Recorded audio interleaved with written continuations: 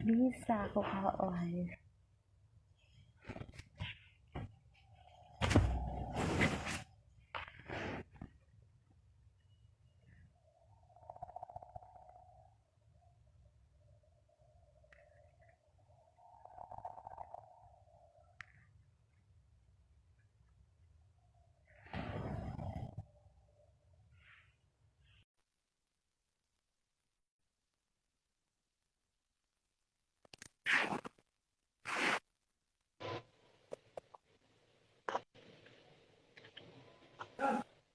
Eh,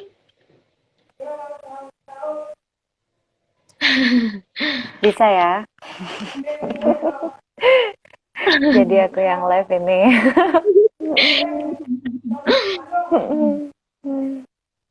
manja paling Mbak itu isinya.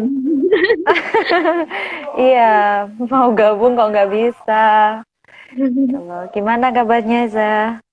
Alhamdulillah baik dan sehat. Alhamdulillah. Di rumah ini? Iya Mbak di rumah. KKN-nya kan dari rumah semua. Oh gitu. Ini program KKN berarti ya? Iya Mbak. Hai teman-teman, selamat bergabung.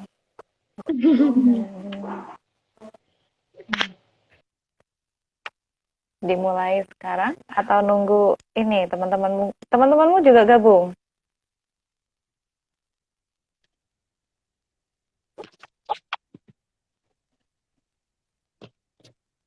Ini dimulai sekarang atau nanti Mbak? Sekarang nggak apa-apa. Sekarang. Bismillahirrahmanirrahim. Assalamualaikum warahmatullahi wabarakatuh. Waalaikumsalam warahmatullahi wabarakatuh. Alhamdulillahirrabbilalamin, malam ini dan bertepatan ini kan malam ke 12, 12 apa 13 ya Mbak? Dzulhijjah 10, 11 dong. 11. 11 Dzulhijjah dan ini juga pas waktunya yaitu malam minggu yaitu Sabtu naik buat mestinya buat teman-teman yang masih jomblo atau teman-teman pemuda itu kan suka keluar. Nah, daripada keluar mending gabung dengan live-nya ini. Nah, Alhamdulillah, ini ada bincang santai dengan tema peran mahasiswa dalam masyarakat perspektif pendidikan. Tentunya dengan narasumber yang memang aktivis di dalam masyarakat, yaitu Mbak Zulia Khairunisa. Nah, sebelumnya untuk langsung ke materi, kita perkenalan dulu buat narasumber. Untuk namanya yaitu Zulia Khairunisa. Dan tempat tanggal lahir, tempatnya asli dari Blitar. Tanggal lahirnya 21 Juli, tapi untuk tahunnya nggak tahu. Ini disembunyikan sama Mbak Zulia. Tulisannya tanggal lahir aja, jadi tak tulis tanggal aja lah. Terus untuk alamatnya di Wonodadi Blitar dan jurusannya itu studi Islam, nomor kontak sekian dan emailnya sekian. Nah, untuk riwayat pendidikan Mbak Zulia ini semuanya itu hampir di Wonodadi. Cuma mulai Iya. perguruan tingginya baru yang keluar. Jadi SD atau MI, MTS sama MA di Darul Huda Wonodadi, yaitu Yayasan Darul Huda. Terus untuk S1-nya Mbak Zulia ini di IAIN Tulungagung, kalau nggak salah dulu itu ambil jurusan hukum, tapi nggak tahu hukum apa. Iya. Hukum ekonomi mungkin ya, Mbak. Iya, hukum ekonomi. Nah, hukum ekonomi di Tulungagung dan alhamdulillah Mbak Zulia ini juga penerima beasiswa bidik misi. Jadi buat teman-teman mungkin nanti mau tanya-tanya tentang beasiswa bisa juga ke Mbak Zulia. Dan S2-nya Mbak Zulia di UIN Sunan Ampel Surabaya. Dan di UIN Sunan Ampel ini juga beasiswa. Jadi benar-benar Mbak Zulia ini mahasiswa atau aktivis yang berprestasi. Jadi pas banget intinya cocok lah buat narasumber kali ini. Dan ini kalau di kurikulum vitae-nya S3-nya itu mau on the way. Jadi kayak Biar jadi doa aja. dan buat pengalaman Heeh. organisasi itu di IPPNU sebagai ketua di PC IPP tahun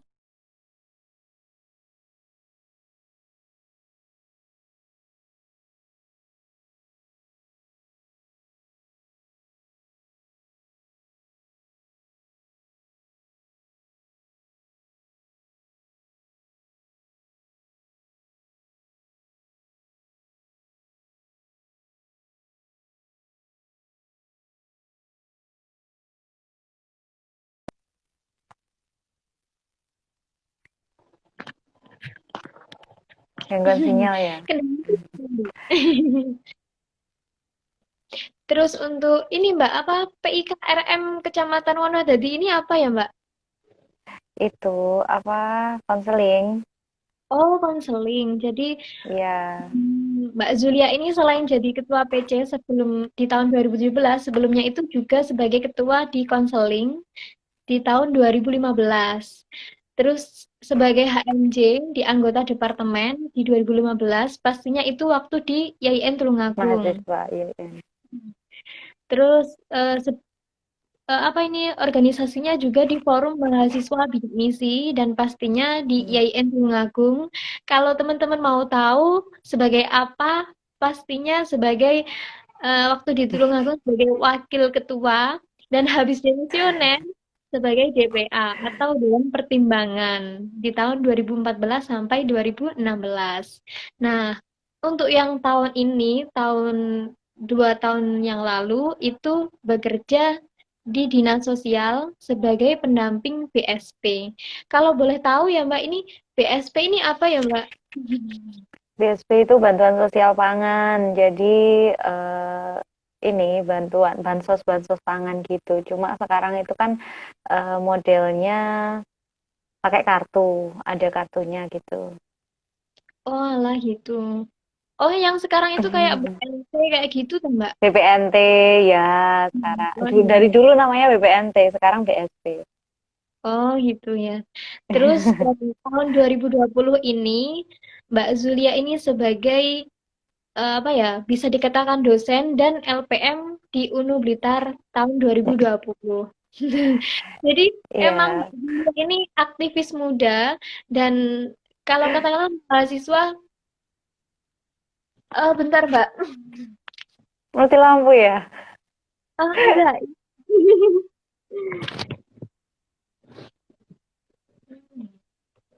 Oke. Hai teman-teman semua, ya Allah.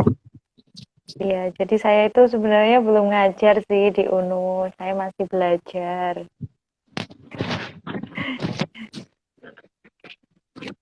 Jadi alhamdulillah di sini juga hadir Bapak dosen, Pak Wempi. Kemudian hadir teman saya, teman-teman semua. Semoga nggak bosan ya ikuti live.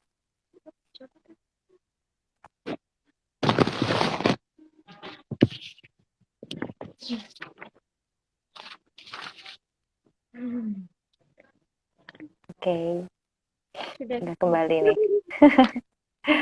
Kenapa? Nggak tahu tiba-tiba tadi lampu kamar mati. Oke, nggak apa-apa ya wes. Nah, dan Mbak Zulia ini kalau teman-teman tahu aktivis karena memang habis dari S1 kemudian langsung lanjut ke S2 dan S2 beasiswa juga. Jadi siapa sih yang nggak pengen lanjut ke S2 dengan beasiswa? Pastinya banyak. Dan untuk kali ini malam ini mau bincang santai, jadi nggak formal-formal banget gitu ya Mbak. Ini terkait peran mahasiswa dalam masyarakat perspektif pendidikan. Karena kan banyak Oke. dalam masyarakat itu yang mungkin kuliah melanjutkan ke perguruan tinggi. Nah, kita nantinya itu kan pastinya kembali lagi ke masyarakat. Nah, saat teman-teman atau mahasiswa itu udah dalam masuk ke perguruan tinggi, kan jauh dari rumah bisa jadi. Nah, itu mau kembali lagi ke rumah, bingung mau ngapain. Nah, barangkali di sini tuh bisa dikupas tuntas gitu. Wih, iya sama-sama belajarnya ya. Saya pun juga sampai saat ini juga masih belajar. Tentu perlu membiasakan diri juga kayak gitu. Oke, kita mulai bahas apa nih? Bahas itu, apa peran mahasiswa sendiri kalau di dalam masyarakat, nah nanti baru digabungkan ke pendidikannya. Oke, iya iya iya. Ya, sebelumnya Assalamualaikum warahmatullahi wabarakatuh. Selamat datang buat teman-teman semua yang tadi udah bergabung. Mohon maaf tadi saya sebenarnya Aziza ini yang live terus karena saya gabung itu agak ada masalah jadi Jadi saya yang live. Gak apa-apa ya. eh ya, kalau kita bahas peran mahasiswa dalam masyarakat, kita sendiri sebenarnya sebagai mahasiswa kita juga bagian dari masyarakat. Jadi tidak ada sekat, jangan sampai ada sekat bagi yang namanya mahasiswa atau masyarakat. Jadi kalau udah selesai ataupun ini ya, saat ini kan teman-teman pasti di rumah. Jadi gunakan waktu sebaik mungkin untuk ikut berbaur dalam masyarakat. Uh, Hal kecil ya mungkin ya ikut kegiatan gotong royong atau apapun. Sekarang ini kan kalau kemarin diadakan apa ya, kayak ada pos-pos di desa-desa kayak gitu ya, gabung aja ke masyarakat. Jadi apapun kegiatan yang ada di masyarakat yang mana kita bisa gabung, kita bisa ikut serta ya kita ikut. Jadi kalau ada waktu luang, nah ini fungsi pentingnya kita ikut organisasi, apalagi organisasi masyarakat, nggak cuma di kampus. Memang pilihan sih yang namanya jadi aktivis atau jadi akademisi itu pilihan. Tapi semua juga kembali ke teman-teman semua. Teman-teman passionnya di mana? Kalau memang mau di akademisi, ya tuntutannya mungkin kita nggak bisa setengah-setengah, juga harus maksimal, nilainya maksimal, terus eh, prestasinya juga ditambah, aktif menulis. Nah, hal yang harus diketahui oleh kita semua bahwasanya kalau di perguruan tinggi itu ada tridharma perguruan tinggi yang mana ada pendidikan, penelitian dan juga pengabdian kepada masyarakat. Nah, ini nggak bisa dilepaskan karena kita juga bagian masyarakat. Kita belajar nantinya juga akan kembali ke masyarakat. Eh, nggak bisa kita apa ya, nggak ada sekat. Kita bukan kaum elit juga ya, yang namanya mahasiswa kita berasal dari masyarakat juga kembalinya ke masyarakat. Jadi apapun yang bisa kita berikan ya kita berikan kayak gitu. uh, Justru dengan kita belajar ini yang harus ditanamkan, kita belajar mungkin di luar kota atau dimanapun, niatkan untuk kembali ke desa kita untuk membangun desa kita masing-masing. Jadi banyak hal yang bisa kita lakukan dan tentu desa kita itu pasti menunggu-nunggu kehadiran kita kayak gitu sih.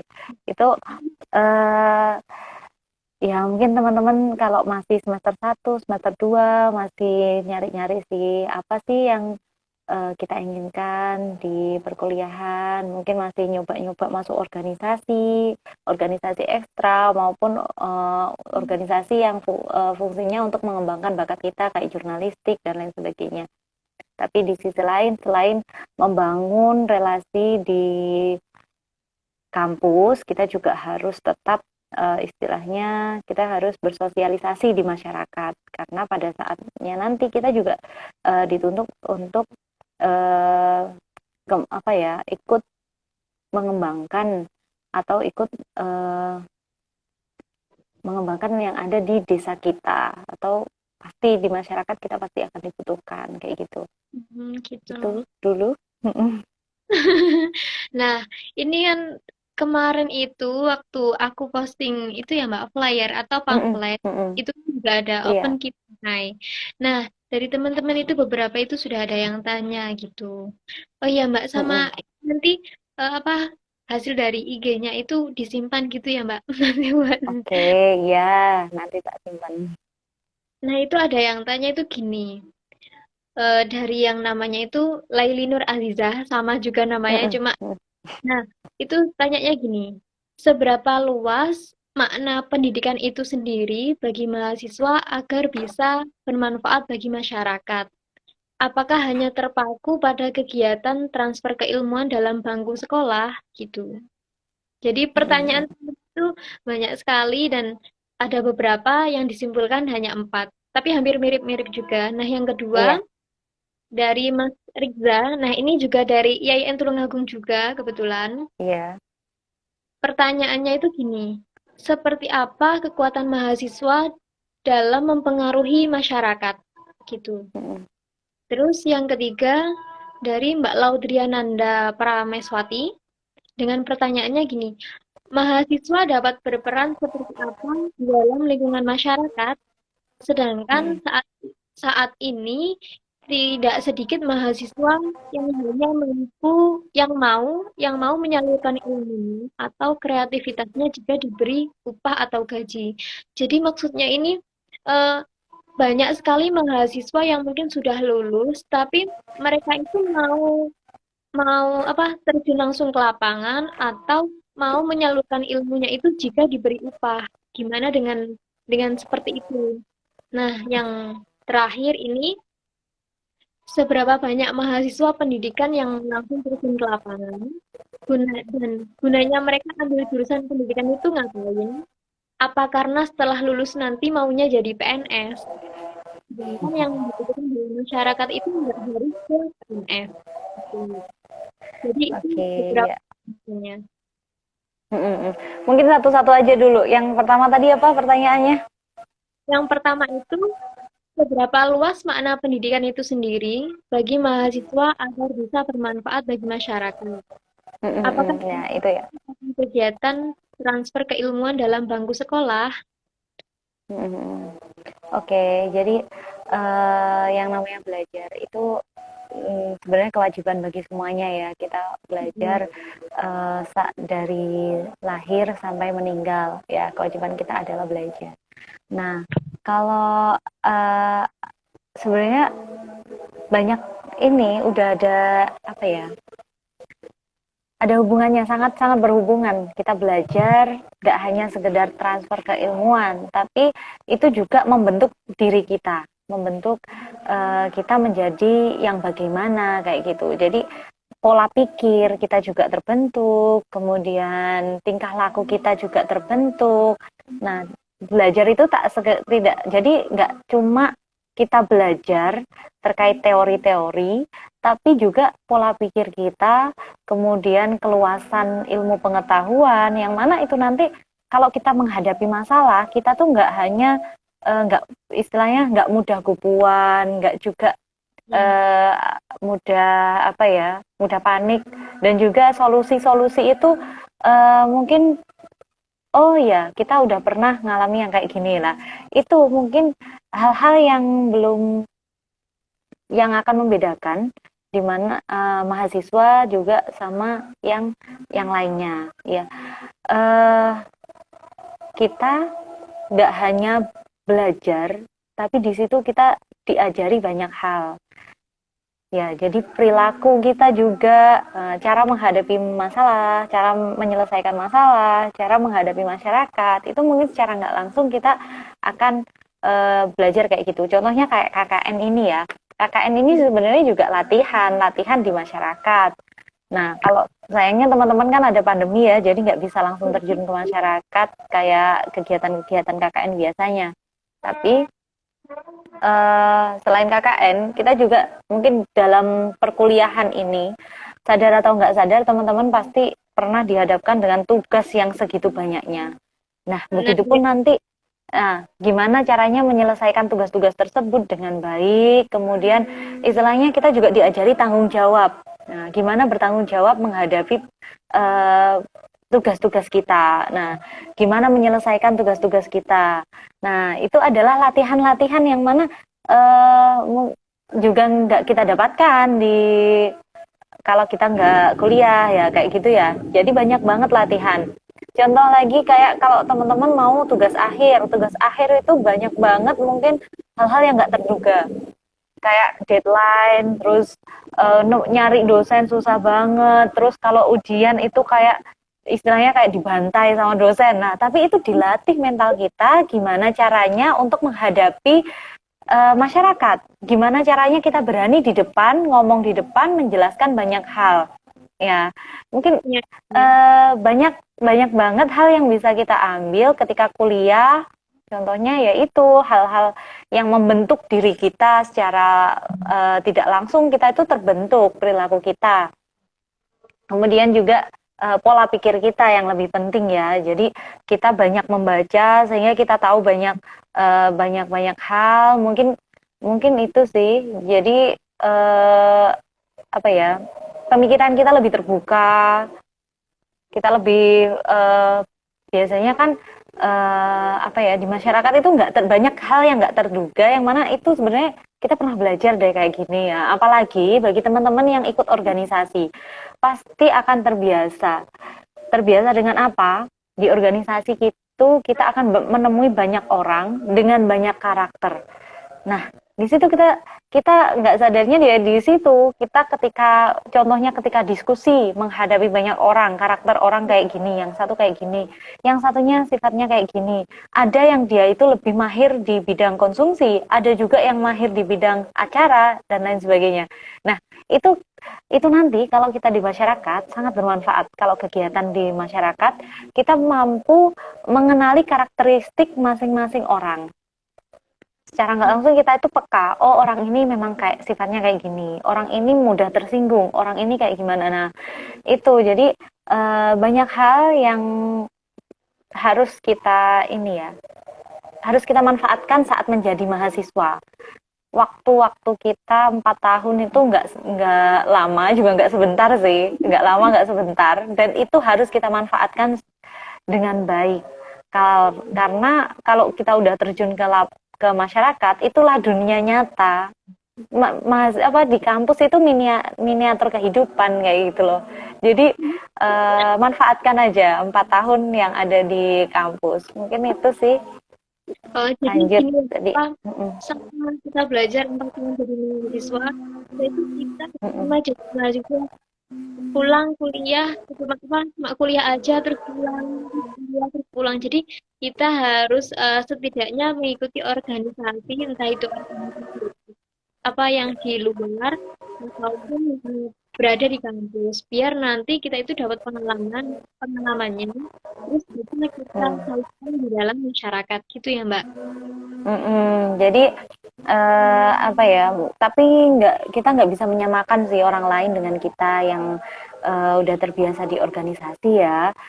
Ya, Ada juga yang memang dia itu sukanya di akademis, fokus di akademis. Nggak masalah kalau teman-teman itu fokus di akademis. Suatu saat nanti pasti masyarakat juga akan membutuhkan itu.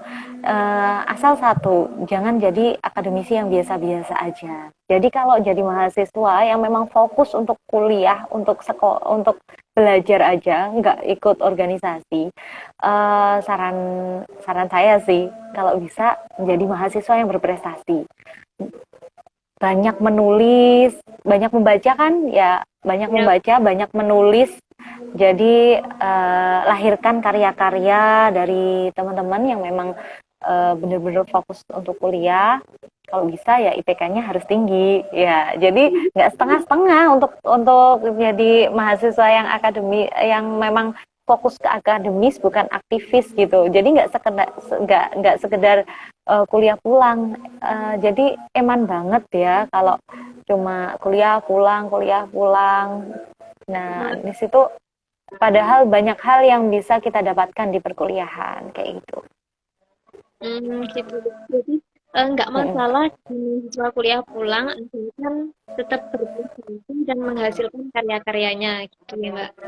Iya, jadi tetap berkarya. Jadi jangan sampai cuma kuliah pulang tapi nggak ini sih, nggak Nggak apa ada ya, nggak hasilnya. memunculkan suatu hal gitu loh. Jadi kita tuh harus apa sih yang bakal kita tinggalkan, apa sih yang akan terkenang buat teman-teman yang lainnya kan, maksudku kalau waktu kuliah, nah selain karya-karya kita, nah makanya kita harus terus berkarya apapun itu. Kalau bisa diaktifi, kalau suka jadi aktivis ya jangan lupakan kuliahnya harus tetap berprestasi lah ya.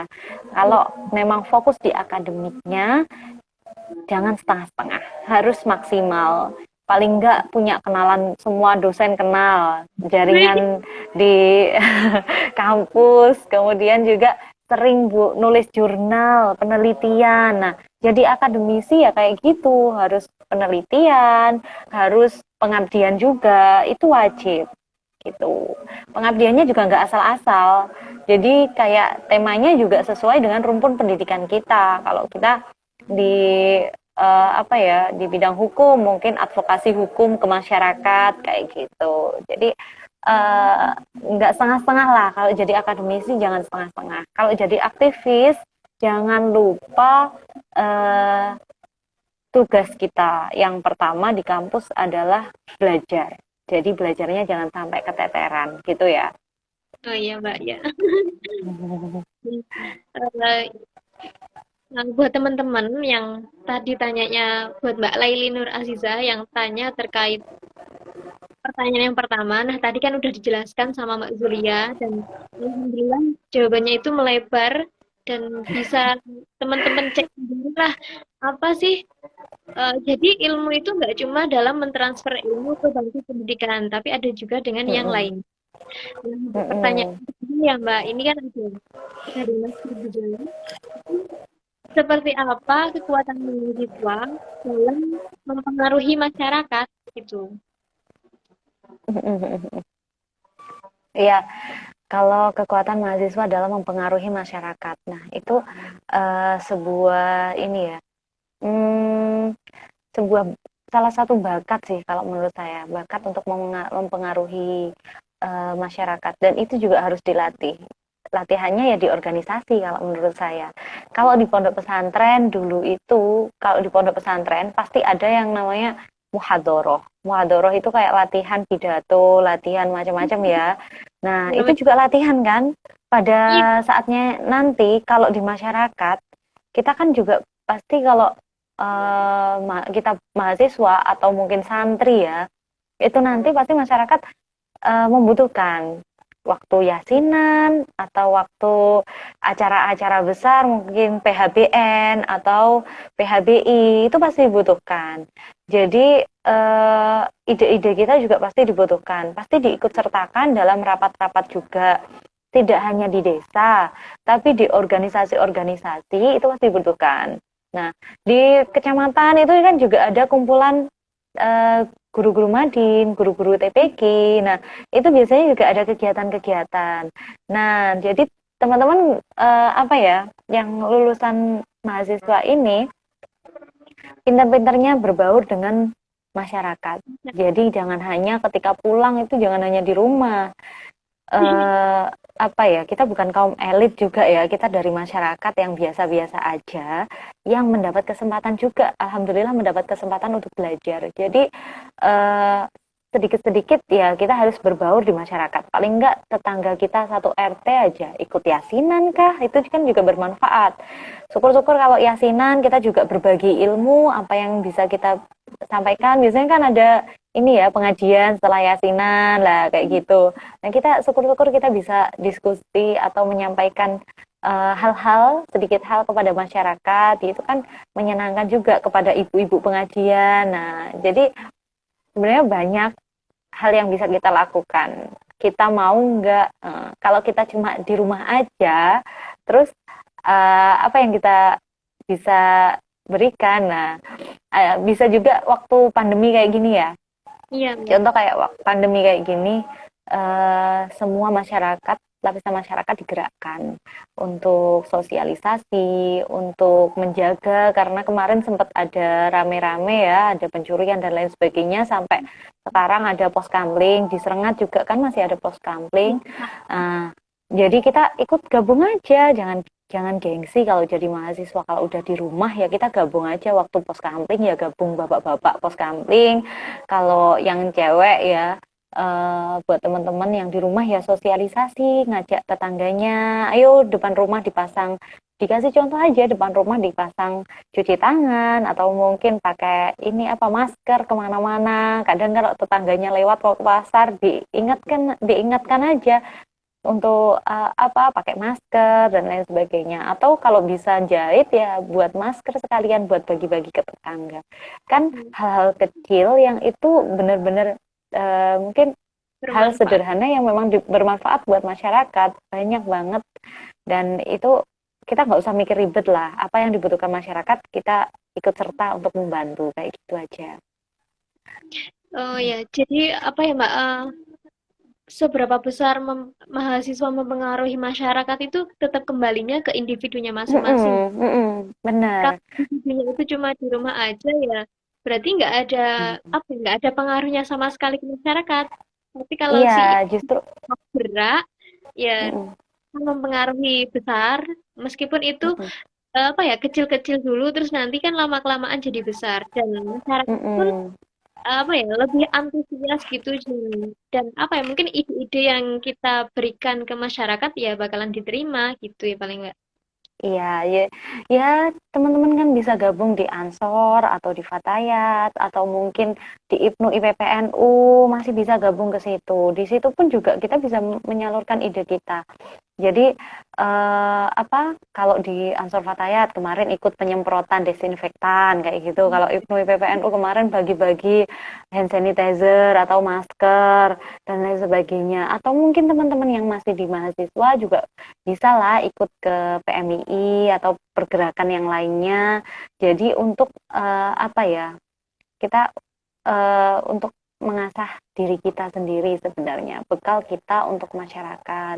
Nah, kalau teman-teman yang di mahasiswa juga mau gabung ke HMJ juga bisa, ke BEM juga bisa, kan banyak banget wadah buat kita, itu juga menyiapkan kita ketika kita terjun ke masyarakat, menyiapkan diri kita biar nggak kaget gitu loh. Jadi suasana yang ada di kampus, di kuliah, itu diimbangi dengan organisasi, apapun itu melatih diri kita gitu.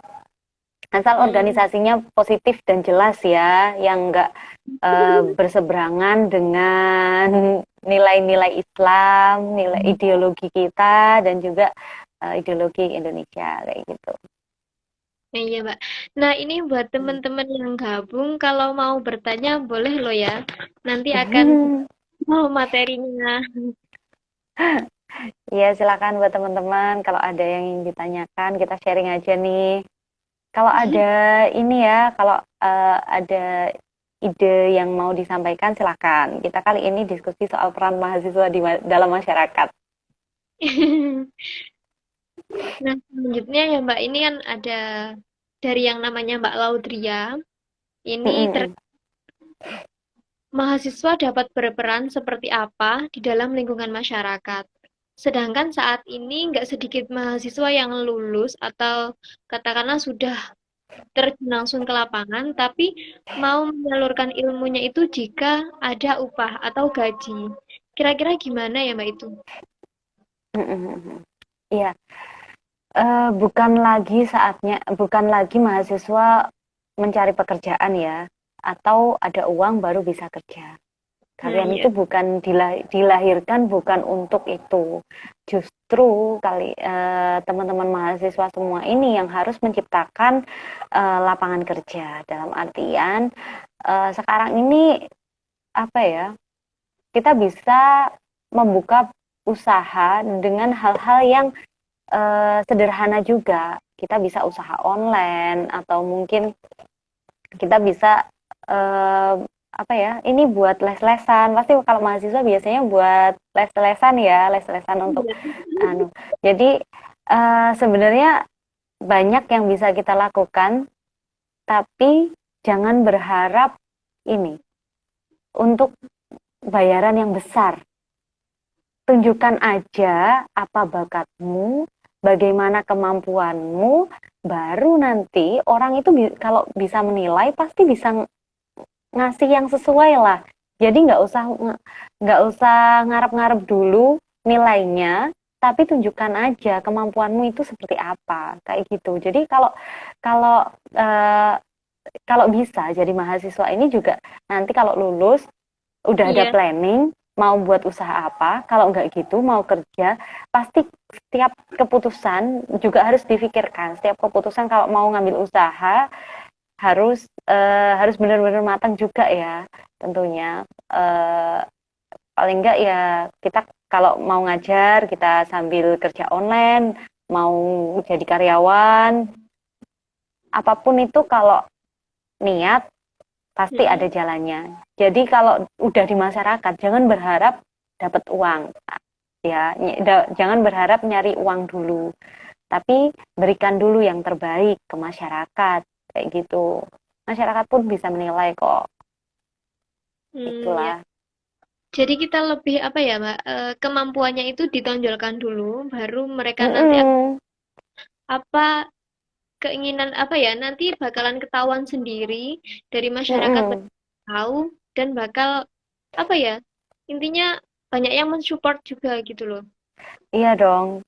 Yang harus diingat pokoknya kita tuh bukan kaum elit yang ketika lulus dengan SS apalah SPD atau apa itu lalu dapat bayaran besar. Enggak, jangan harap bayaran besar kalau kamu sekarang itu enggak menunjukkan kemampuanmu ya. Sekarang itu yang utama kemampuanmu apa?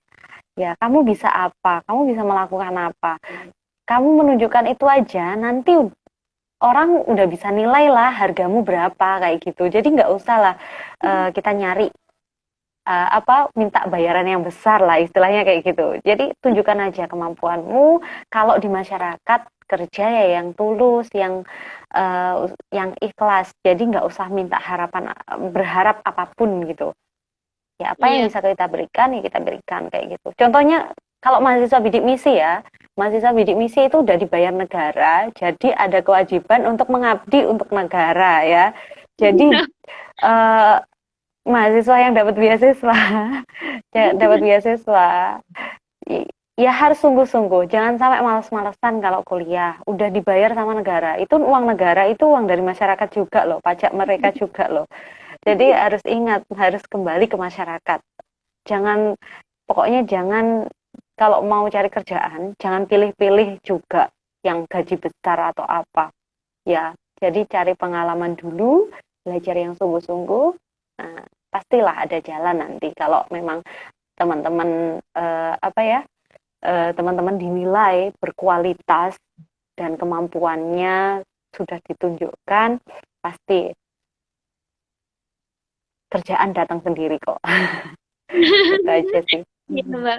Cuma mungkin ini, Mbak, apa eh, keresahan dari mahasiswa itu banyak yang belum mengetahui kemampuannya itu di bidang apa. Nah, kalau nggak itu, waktu menjelang mau lulus, itu belum sadar Mm-mm. juga kemampuannya itu di apa. Atau skill yang paling menonjol itu di apa, itu belum tahu. Dan akhirnya si mahasiswa itu kebingungan saat lu apa terjun langsung di lapangan atau terjun langsung di Mm-mm. masyarakat.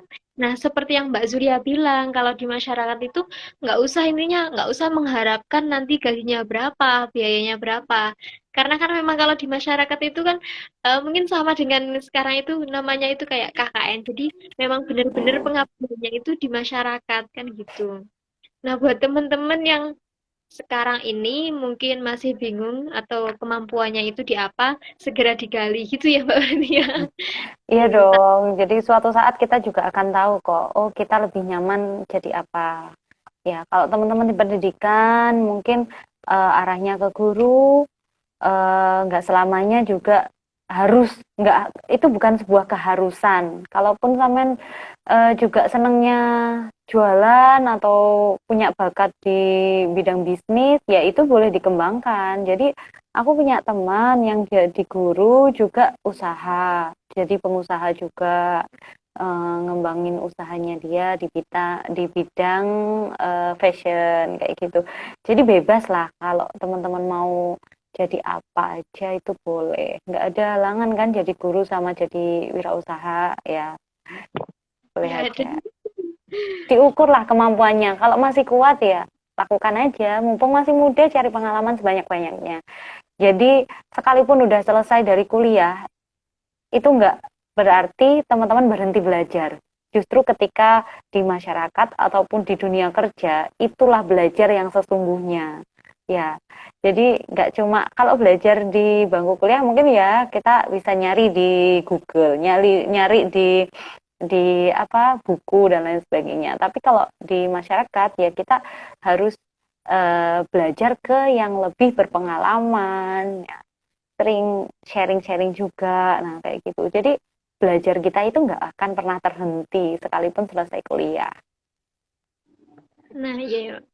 Terus apa ini Mbak, kalau misalkan mungkin teman-teman itu kan namanya perspektif pendidikan atau teman-teman yang jurusannya pendidikan. Pastinya kan melulu mikirnya itu ya jadi guru sesuai yang Mbak Zulia Mm-mm. bilang tadi. Pasti mikirnya itu jadi guru. Nah, kalau nggak jadi guru ya PNS. Jadi ini apa ya agak agak berhubungan dengan pertanyaan yang terakhir, yaitu seberapa banyak mahasiswa pendidikan yang langsung terjun ke lapangan. Karena kan memang kalau kita Mm-mm. tahu yang terjun langsung ke lapangan itu kan memang sedikit, bahkan banyak di luaran sana atau bisa jadi apa anak kecil yang ada di jalanan itu nggak bisa sekolah karena mungkin orang tuanya itu nggak ada biaya. Nah, mungkin yang dipertanyakan seperti itu.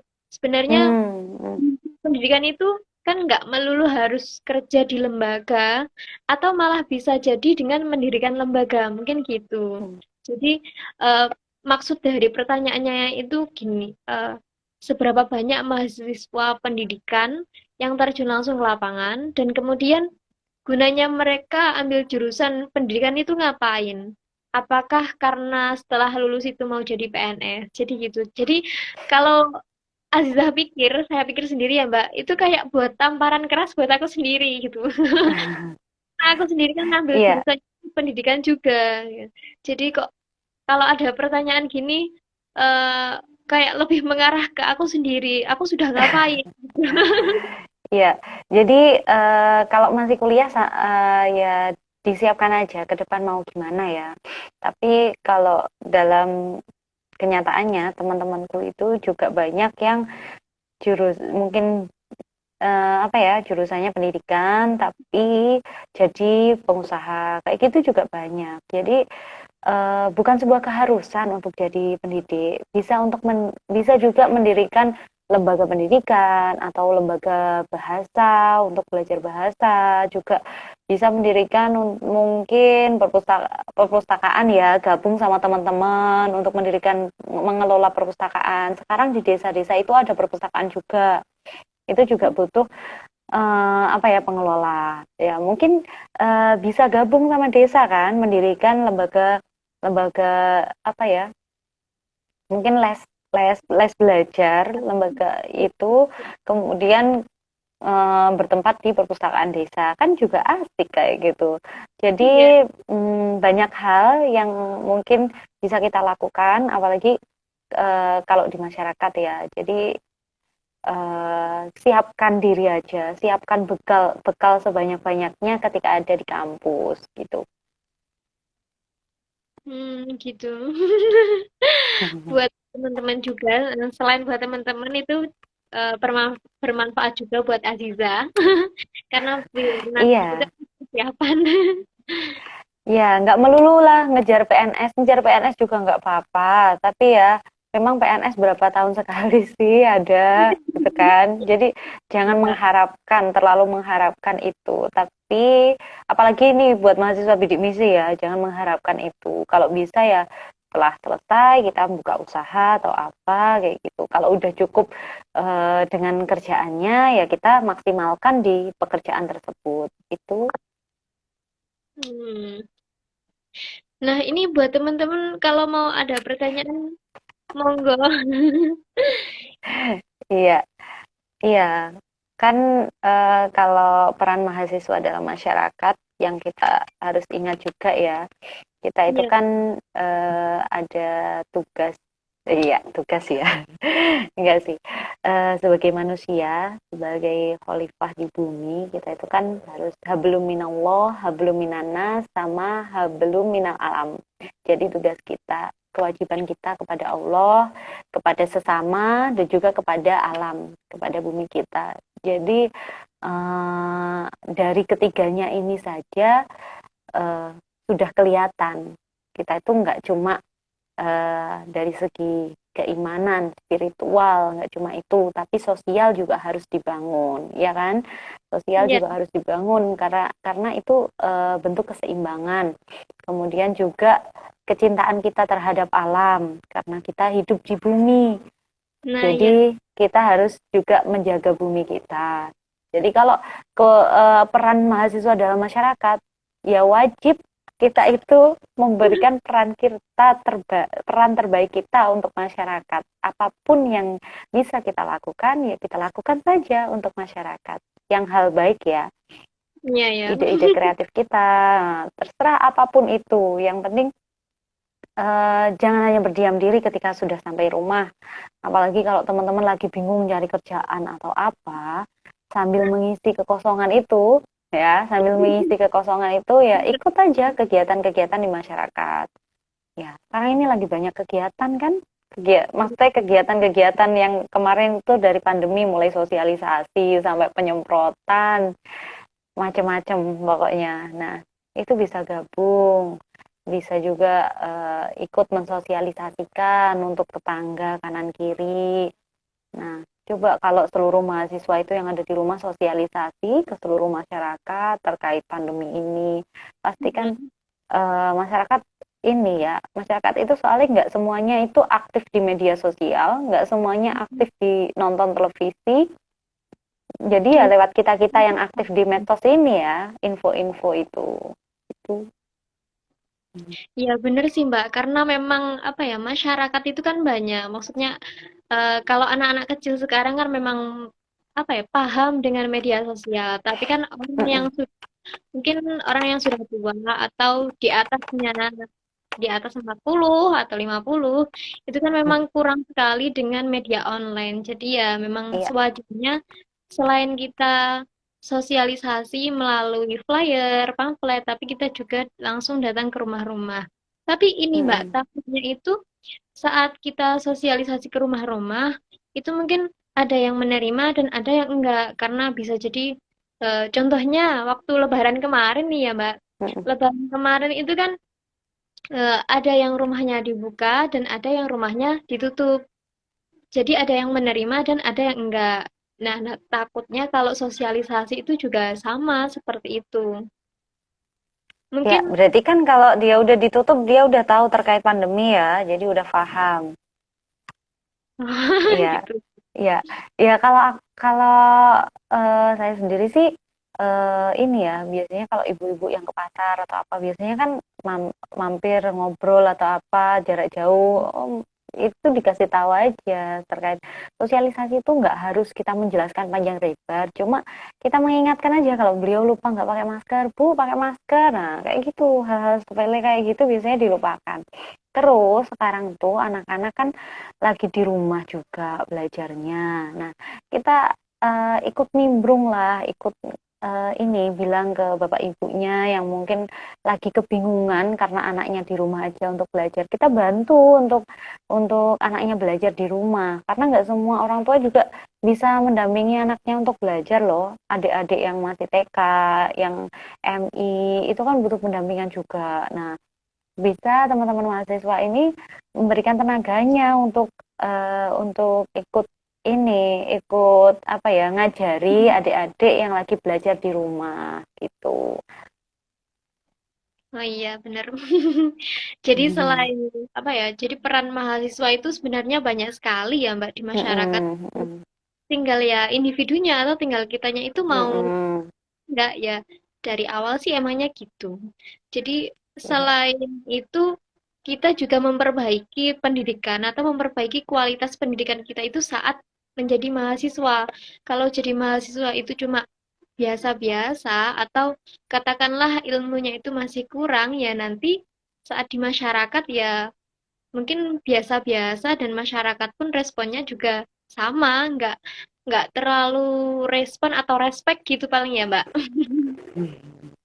Tapi kalau teman-teman itu mungkin kelemahannya di akademik, mungkin apa ya, tidak begitu suka untuk membaca atau mungkin sekedarnya lah kuliah, yang penting kuliah, kalau bisa diimbangi dengan organisasi. Jadi di situ juga ada bekal buat kita gimana sih manajemen, manajemen apa ya di organisasi itu kayak gimana, terus kalau ada konflik kayak gimana, ngatur acara kayak gimana. Jadi kalau terjun di masyarakat juga siap untuk menata malahan, menata mungkin sebuah acara atau apa, nah, kayak gitu.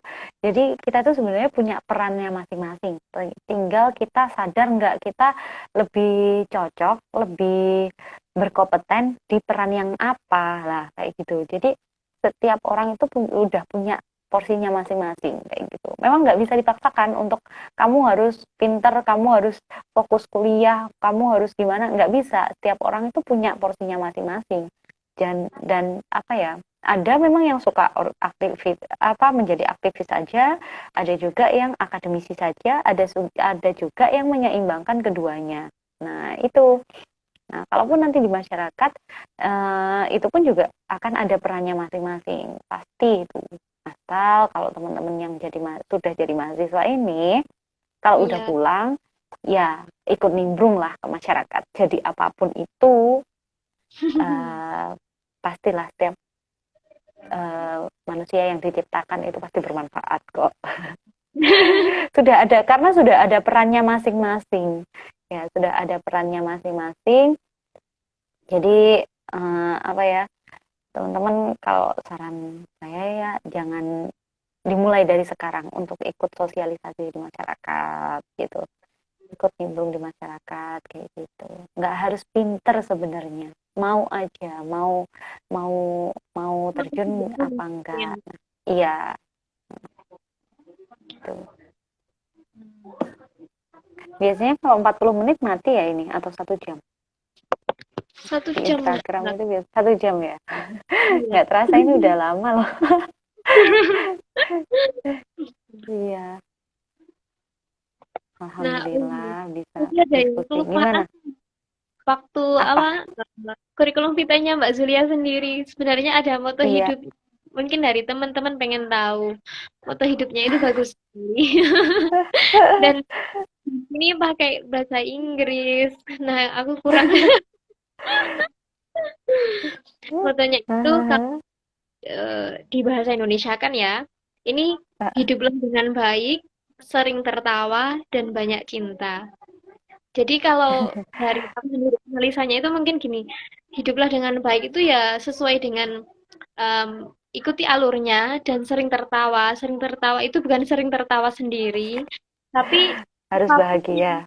ya apapun yang dijalani itu ya terus bahagia meskipun nanti dapat beban entah sedikit banyak banyak cintanya gitu. Nggak tahu ini Mbak Zulia motonya bagus sekali. Ya nggak sih, ya apa ya, eh life well, kita itu harus terus memperbaiki hidup kita ya ke depan. Kita nggak tahu apa yang kita hadapi, kita juga punya masa lalu, nggak semuanya juga baik ya. Saya pun juga masa lalu juga ada kekurangan, banyak kurangnya juga ya pasti. Asal kita itu harus jalan ke depan ya, kayak motor spion aja yang menghadap ke belakang. Kita nggak perlu nengok ke belakang terlalu jauh lah ya. Nggak perlu juga balik kanan, tapi juga harus terus maju ke depan untuk meraih cita-cita kita kayak gitu. Jadi segala rintangan atau masalah ya harus kita hadapi. Jangan lupa ketawa, ketawa atau bahagia ya, karena apa ya? Nggak semuanya itu harus dipikir pusing lah, nggak semuanya harus dipikir dengan apa ya, paneng. Kita juga butuh hiburan ya kan ya. Iya, benar. Jadi banyakin ketawa aja, banyakin istilahnya menebar kebahagiaan aja ya. Kalau di Instagram, kalau di media sosial, kalau di mungkin story-story WA gitu kelihatan bahagia atau gimana gitu, ya emang sengaja sih. Apa sih, Instagram, media sosial itu kan cuma media buat kita senang-senang aja ya, buat hiburan kita ya. Jadi bukan, nggak selamanya kita ini. Kalau teman-teman lagi susah atau lagi sedih, lagi dapat masalah, ya nggak masalah untuk nangis atau apa ya, bersedih atau gimana, mengeluapkan perasaannya yang lagi berduka atau gimana, nggak masalah, tapi nggak perlu berlama-lama kan ya, pada Iya, saatnya nanti kita harus kembali melangkah kayak gitu sih. Love much, banyak cinta, karena apa ya, ya harus menebar banyak cinta juga, karena kita kan ini ya, menjaga hubungan juga dengan istilahnya hubungan sosial kita dengan teman-teman kita, pasti kita pernah menyakiti atau apa. Nah, kita juga harus banyak memberi apa ya, minta maaf, atau jangan sungkan-sungkan lah, jangan punya gengsi untuk minta maaf dan lain sebagainya. Tetap dijaga hubungannya dengan penuh cinta gitu loh. Maksudku gitu aja sih. Jadi simple aja sih, dibawa santai lah. Eh, Mungkin itu. Pokoknya bagus banget Mbak itu apa sampean itu bisa Alah, alah. dicontoh teman-teman. Saya pun juga masih belajar. Sampai sekarang itu juga saya masih belajar. Apa ya? Ya alhamdulillah kalau kemarin dapat beasiswa lagi S2, ya alhamdulillah ya. Kita tuh apa ya? Apapun yang kita katakan kalau bisa hal baik-baik aja. Jadi kata-kata adalah doa kan? Nah, Iya. ya gak nyangka juga. Aku cuma dulu waktu S1 cuma bilang aku nanti mau lanjut S2. Nah, waktu lewat lewat di depan kampus Winsa itu aku pernah pernah gini aja. Ya Allah, nanti aku kuliah di sini. Ternyata aku bisa kuliah di situ. Gak nyangka juga. Nggak nyangka, tapi Allah itu pasti ada jalannya lah. Kalau udah takdirnya kita ke situ ya ada jalannya kayak gitu. Dan juga buat teman-teman, mungkin teman-teman cewek khususnya perempuan, ya saling dukung lah, saling support, bersaing dengan sehat kalaupun mau bersaing ya, tapi jangan sampai saling menjatuhkan antara satu sama yang lainnya gitu. Jadi kita sama perempuan ya harus saling support ya, bukan saling menjatuhkan gitu. Itu aja sih. Ini Mbak, kemarin itu beberapa itu banyak yang tanya. Itu Hmm. Mbaknya yang di apa beasiswa S2-nya itu beasiswa apa sih gitu. Kan bukan apa, bukan LPDP ya Mbak itu. Kayaknya Bukan, bukan. aku nggak ngambil LPDP. Jadi aku kemarin beasiswa Kemenpora. Oh, Sekarang Kemenpora. udah nggak ada sih Kemenpora, sekarang adanya LPDP aja kayaknya. Ya, aku ngambilnya beasiswa Kemenpora. Nggak sengaja, bukan nggak sengaja sih, iseng-iseng aja sih. Kemarin itu ya wes lah, daftar beasiswa Kemenpora ini aja, aku gitu. Terus ternyata ya lolos, dibantu sama disupport sama teman-teman juga buat daftar dan lain sebagainya. Ya alhamdulillah lolos. Terus ya udah, kebetulan waktu lolos itu kan 2017 ya, 2017 itu bareng sama kepengurusannya PC. Iya. Aku jadi ketua PC itu. Kemudian ya karena aku PC 2 tahun, jadi ya aku pulang pergi PP, seminggu sekali aku pasti pulang. Pulang ke Blitar tuh. Terus alhamdulillah nggak pakai molor, aku nggak mau molor. Sebenarnya nggak mikir nilaiku berapa, IPK aku harus berapa, itu enggak. Yang penting ya ada tugas maksimal, dimaksimalkan. Terus alhamdulillah 2019 lulus, bisa wisuda.